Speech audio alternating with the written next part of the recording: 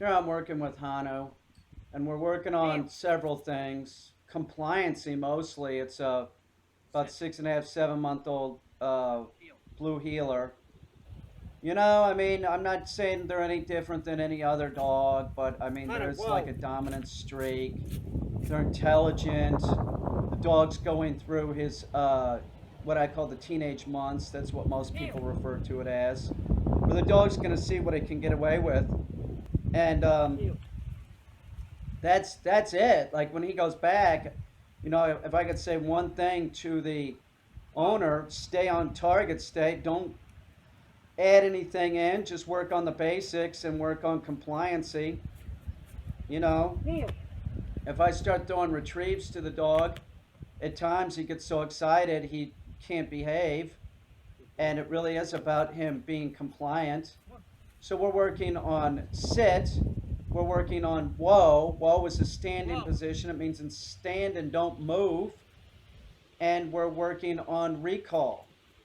So, I'm calling the dog to me, and when I call the dog to me, I want him to come to heel.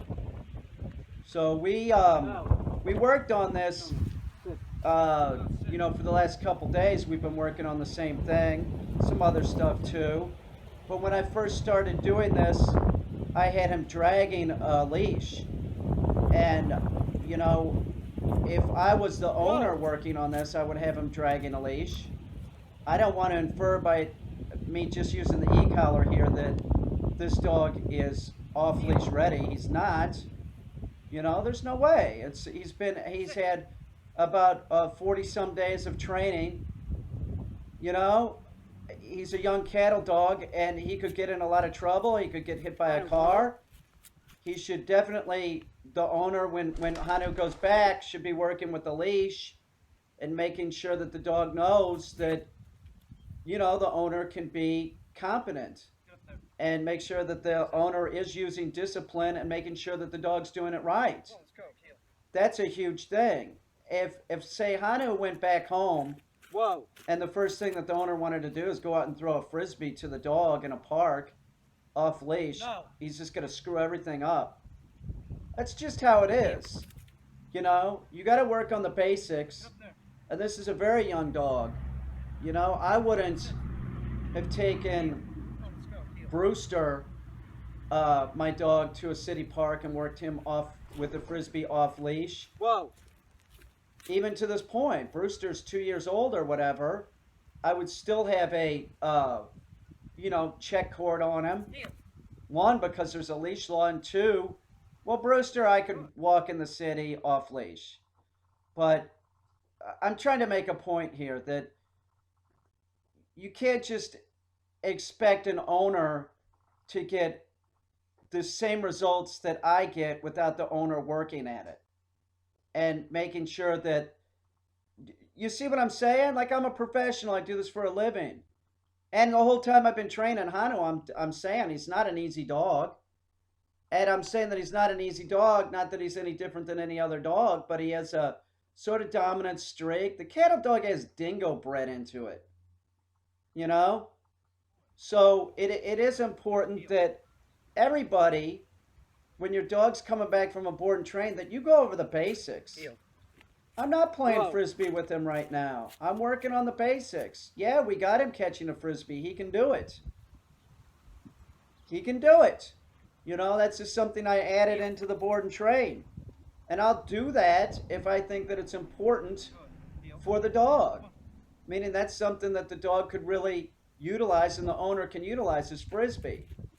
But that's the last thing that I would be suggesting that the owner starts doing with the dog right away. The owner should work on sit, should work on down, should work on heel, should work on, everything as an implied stay.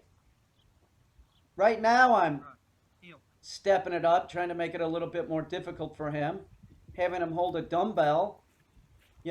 My suggestion to the owner is going to be work with the dumbbell on retrieves, and don't even throw the retrieves, because if you throw the retrieve, it excites the dog, and this is a young dog. You want to make sure and set the dumbbell down and have the dog retrieve it that way and do 6 feet.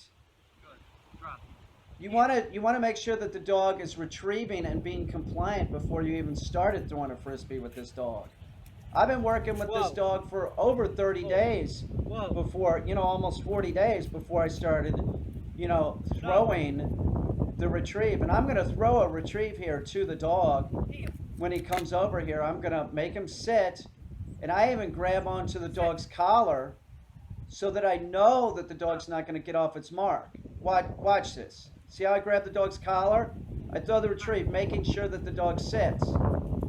But I don't even suggest that the owner does it that way. I suggest that the dog is sitting, No, the sit. owner walks the dumbbell 6 feet away, comes back with the dog on a leash, and has the dog go get it. That's Whoa, how it's going to need to be done, and we'll go over that in the private lessons. But whoa, you don't start throwing long retrieves to a whoa. young dog like this that's just started doing this. You want to build on success. You know, that's just how it is. And you want to, if you send your dog off to do a board and train, you're going to want to see. I'm grabbing the collar, making sure that the dog stays on his mark. See how excited he is? Watch this, watch this. See how shitty he gets here? He's throwing it around. He's not getting it heel. See what I'm saying? That's because the retrieve causes too much excitement for the dog. He needs to work on the basics. I go over all this in the private lessons in the board and train. And it is, like I said, it's different if I'm doing it. My pigeons were just flying around if you're wondering what that noise was. But it's different if I'm doing it.